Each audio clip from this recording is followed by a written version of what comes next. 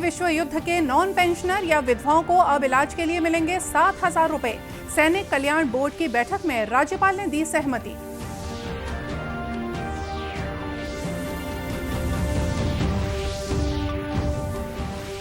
Corona से बचाव के लिए देश में अब तक लगाए गए 158 करोड़ से ज्यादा टीके। इधर छत्तीसगढ़ में लगे 3.5 करोड़ से ज्यादा डोज।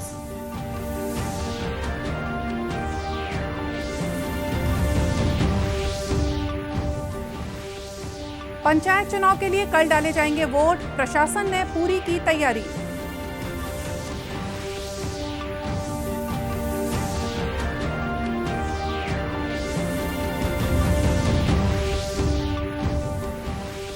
और सभी घरों तक पीने का साफ पानी पहुंचाने की योजना जनवरी के अंतिम सप्ताह तक पूरे होने की संभावना।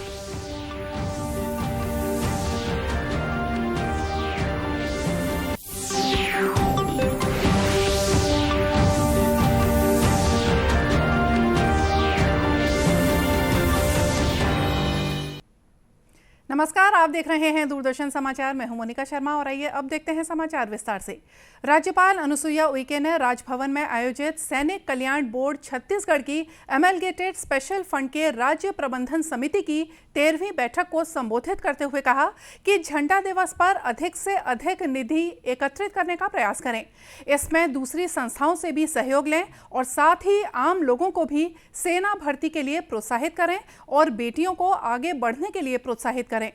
राज्यपाल ने कहा कि छत्तीसगढ़ के दूरस्थ जिलों में भी ईसीएचएस पॉलीक्लिनिक और सीएसडी कैंटीन की व्यवस्था सुनिश्चित करें और साथ ही सैनिक कल्याण बोर्ड सेना और अर्धसैनिक बल और पुलिस में भर्ती के लिए युवाओं को कोचिंग की सुविधा दी जाए। इस अवसर पर रायपुर कलेक्टर सौरभ कुमार और दुर्ग कलेक्टर डॉक्टर सर्वेश्वर नरेंद्र भूरे को वर्ष 2019-20 और वर्ष 2020-21 में सशस्त्र सेना झंडा दिवस कोष में सबसे ज्यादा योगदान के लिए गवर्नर ट्रॉफी से सम्मानित किया गया।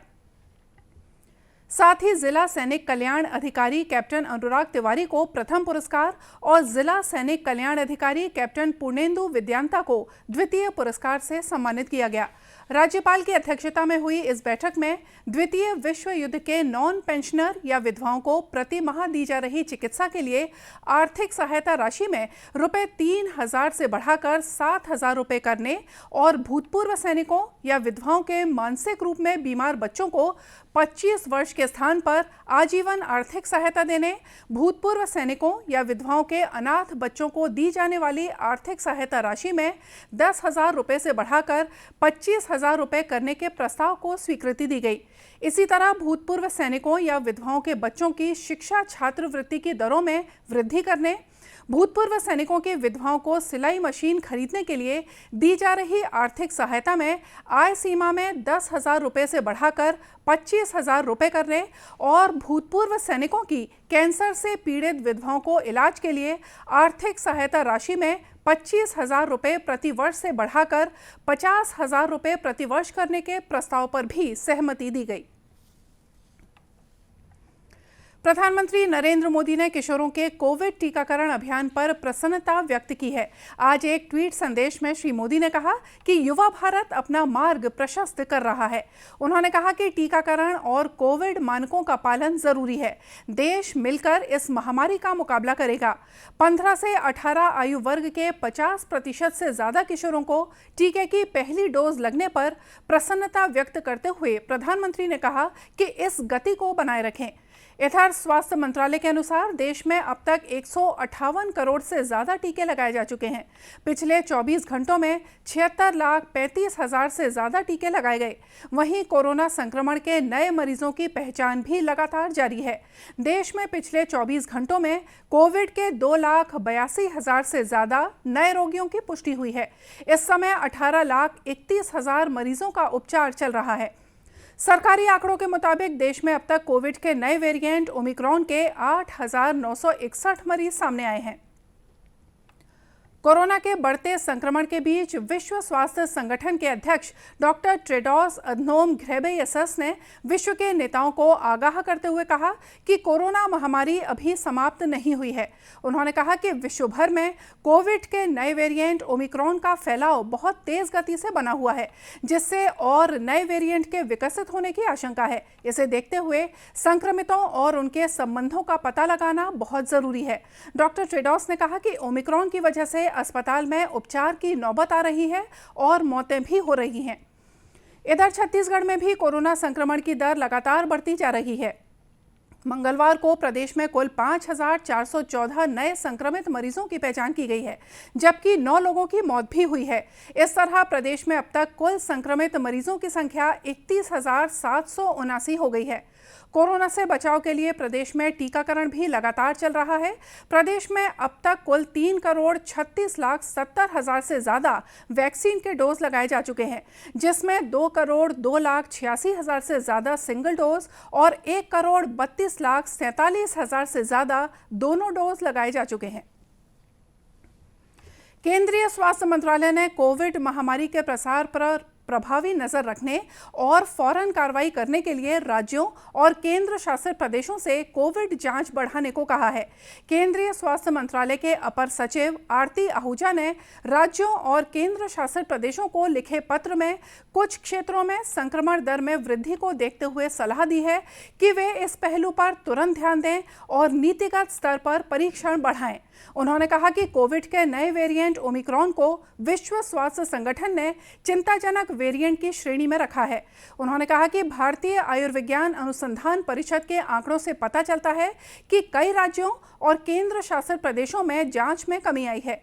उन्होंने कहा कि आईसीएमआर के परामर्श का उद्देश्य यही है कि फौरन जांच से तुरंत पहचान और देखभाल हो सके। उन्होंने ये भी कहा कि महामारी प्रबंधन के लिए जांच एक महत्वपूर्ण प्रक्रिया है। इससे संक्रमण के नए क्लस्टर और नए हॉटस्पॉट की पहचान करने में मदद मिलती है और महामारी की रोकथाम के लिए फौरन कार्रवाई की जा सकती है। उन्होंने कहा कि राज्य और जिला प्रशासन संक्रमण के फैलने पर रोक लगा सकते हैं और महामारी से होने वाली मौतों को कम किया जा सकता है। मुंगेली जिले के लोरमी में कोरोना की तीसरी लहर की रोकथाम के लिए तैयारियां पूरी कर ली गई हैं, जहां पर संक्रमित मरीजों का होम आइसोलेशन में रहते हुए डॉक्टरों की टीम की निगरानी में उपचार किया जा रहा है। लोरमी एसडीएम मेनका प्रधान ने आईटीआई भवन में संचालित 100 बेड के कोविड हॉस्पिटल का निरीक्षण करते हुए बीएमओ सहित स्वास्थ्य विभाग के कर्मचारियों को व्यवस्था दुरुस्त करने के निर्देश दिए। उन्होंने कहा कि कोरोना से निपटने के लिए सभी तैयारियां पूरी कर ली गई हैं। उन्होंने लोगों से कोविड गाइडलाइंस का पालन करने की अपील भी की।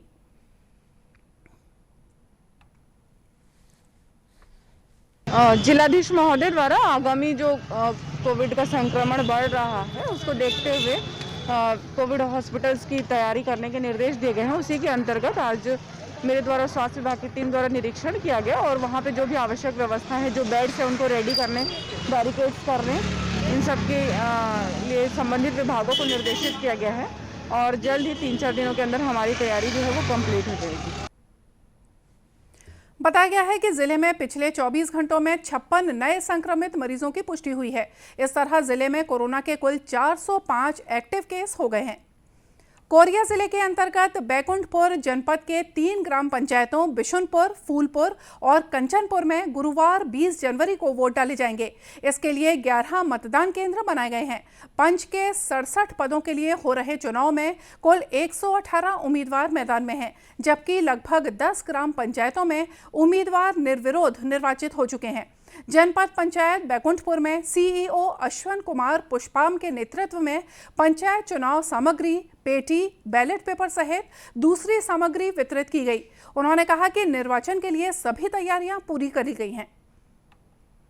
यहाँ जनपद पंचायत बैकुंठपुर अंतर्गत 3 पंचायतों में आम निर्वाचन होना है और 3 पंचायतों में उप निर्वाचन होना है, जिसमें 3 पंचायतों में सरपंच और पंच दोनों पद के लिए निर्वाचन होना है और बाकी 3 जो और अन्य पंचायत हैं वहाँ केवल पंच के पद खाली थे कुछ वार्डों में, वहाँ निर्वाचन होना है।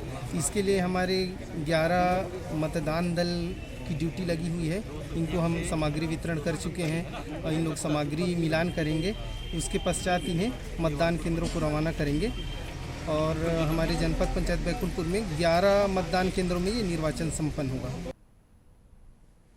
कानून व्यवस्था की जिम्मेदारी के लिए पुलिस पार्टी को रवाना कर दिया गया है और साथ ही चुनाव के लिए तैनात किए गए रिटर्निंग ऑफिसर और नोडल ऑफिसर नियम के अनुसार और निर्धारित समय से चुनाव करवाने के कार्य में लगे हुए हैं। प्रदेश के लगभग सभी घरों तक पीने का साफ पानी पहुंचाने की योजना जनवरी के अंतिम सप्ताह तक पूरी होने की संभावना जताई गई है। रायगढ़ जिले के नगर निगम सीमा में आने वाले सभी 48 वार्डों में इस जल प्रदाय योजना का काम लगभग पूरा हो चुका है और अब सड़कों में डाले गए पाइपलाइंस की टेस्टिंग की जा रही है। साथ ही ये भी देखा जा रहा है कि पानी की सप्लाई सही ढंग से हो रही है या नहीं। जल प्रदाय योजना के नोडल अधिकारी ऋषि राठौर ने बताया कि कोरोना काल के 2 साल में इस योजना का काम लगभग बंद था, जिसे अब पूरा किया जा रहा है। सभी 48 वार्डों में घर घर में शुद्ध पेयजल पहुंचाने वाली केंद्र की जल प्रदाय योजना का काम अंतिम चरणों में है।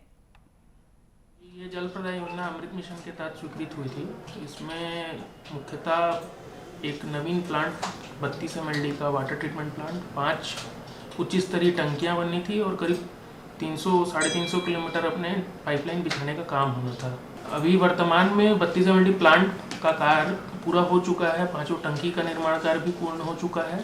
अभी वर्तमान में 350 किलोमीटर से ज़्यादा ही हम लोगों ने पाइपलाइन बिछा चुके हैं। उसमें करीब हम लोगों ने 290 किलोमीटर लाइन चालू भी कर दिए हैं और करीब 20,000 कनेक्शन, जो 26,000 कनेक्शन का टारगेट था उसमें 20,000 कनेक्शनों में पानी भी जा रहा है। वर्तमान में अभी हम 30 जनवरी तक टारगेट है कि हम जितना नेटवर्क हम लोगों ने डाला है और जितने कनेक्शन हैं वो अपन चालू कर लेंगे। आपको बता दें कि केंद्र सरकार की इस योजना के तहत प्रदेश के लगभग सभी जिलों में लोगों को नल से घर तक पीने का साफ पानी पहुंचाया जाता है। इस योजना में लगभग 40% राशि राज्य सरकार द्वारा खर्च की जा रही है। केंद्र सरकार इन दिनों आज़ादी का अमृत महोत्सव मना रही है। 75 सप्ताह तक चलने वाले इस कार्यक्रम के दौरान हम आज़ादी के जन नायकों से नई पीढ़ी को परिचित कराते हैं। आज़ादी के सफर में आज हम बात करेंगे देवेंद्र नाथ टैगोर के बारे में। आज की कड़ी में हम बात करेंगे प्रख्यात समाज सुधारक और गुरुदेव रविंद्रनाथ टैगोर के पिता देवेंद्र नाथ टैगोर की। उनका देहांत 19 जनवरी 1905 को हुआ था। देवेंद्र नाथ टैगोर ने राजा राम मोहन राय के सिद्धांतों को अपनाया और ब्रह्म समाज में इनका प्रसार किया। देवेंद्र नाथ का जन्म 15 मई 1817 को कलकत्ता के एक संयुक्त परिवार में हुआ था। उनके पिता द्वारकानाथ ठाकुर उद्योगपति थे। देवेंद्र नाथ को युवावस्था में ही दूसरों से अलग रहने की भावना विकसित हो गई थी और 30 वर्ष का होने तक वे आध्यात्मिक सत्य की खोज में अधिक समय व्यतीत करने लगे थे। बाद में तो जैसे वे उसी पथ के राही बन गए। देवेंद्र नाथ ने तत्व बोधिनी सभा की स्थापना की, जो दार्शनिक जिज्ञासा के माध्यम से आदि धर्म और उपनिषदों की शिक्षा को प्रोत्साहन देती थी। इसके लिए देवेंद्र नाथ ने तत्व बोधिनी पत्रिका भी आरंभ की। उस पत्रिका में ब्रह्म धर्म के औचित्य पर लेख होते थे। उसमें आस्तिकतावाद के साथ साथ महिला शिक्षा, विधवा विवाह का भी प्रचार प्रसार किया जाता था। पत्रिका में बहुविवाह प्रथा की निंदा भी की जाती थी। 21 दिसंबर 1843 से देवेंद्र नाथ ने समाज को आध्यात्मिक समुदाय में बदल दिया, जो प्रार्थना के लिए नियमित रूप से एकत्र होता था। देवेंद्र नाथ ने 1848 में उपनिषदों के चुनिंदा अंशों पर आधारित पुस्तक ब्रह्म धर्म प्रकाशित की। उस पुस्तक में अद्वैतवाद और तर्क शास्त्र पर बल देने वाले आदि धर्म के मौलिक सिद्धांतों का प्रतिपादन किया गया था। वे सिद्धांत व्यक्तिगत ध्यान पर केंद्रित थे, जो मूर्ति पूजा और जाति प्रथा को अस्वीकार करते थे। 1860 के दशक में देवेंद्र नाथ शांति निकेतन चले गए, जहां उन्होंने शास्त्रों का अध्ययन जारी रखा और ब्रह्मवाद की सीमाओं पर चिंतन किया। कई वर्ष उपरांत रविंद्रनाथ ने उसी स्थान पर अपने स्कूल और विश्वविद्यालय की स्थापना की थी। अंतिम समय तक देवेंद्र नाथ भारतीय समाज की बेहतरी के लिए कार्य करते रहे। इस महान भारतीय की स्मृति को शत शत नमन।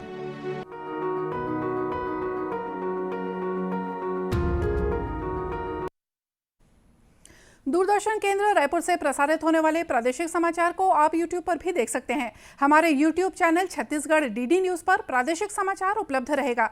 YouTube चैनल का लिंक और QR कोड आप स्क्रीन पर देख सकते हैं। अपने एंड्रॉयड फ़ोन से QR कोड स्कैन कर आप छत्तीसगढ़ DD न्यूज़ लिंक पर जा सकते हैं। इसके अलावा छत्तीसगढ़ DD न्यूज़ फेसबुक और ट्विटर पर भी उपलब्ध है। और इसी के साथ ये समाचार बुलेटिन यहीं समाप्त हुआ। नमस्कार।